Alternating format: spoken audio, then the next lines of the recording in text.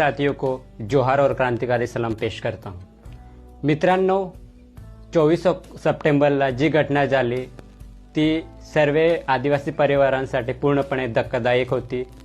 24 तारखेला जयबाबा वडवींच्या न्यायासाठी निघालेला मूक मोर्चा हा पूर्णपणे शांततेत होता आणि या मूक मोर्चेत पूर्णपणे जो आदिवासी युवक होता आणि जो विद्यार्थी होता त्यांनी पूर्णपणे या मूक मोर्चेत पार्टिसिपेट केले होते। मित्रांनो, या मूक मोर्चेत जे विद्यार्थी होते, काही युवक होते आणि अशा युवकांना पोलिसांनी 142 लगभग मॅक्सिमम याच्यात आपले आदिवासी युवक आहे, विद्यार्थी आहे जे 16-17 वर्षाचे आहे, काही 21 ते 25 दरम्यान जास्त मॅक्सिमम मुलं आहे, अशा मुलांना पोलिसांनी अटक केले आहे।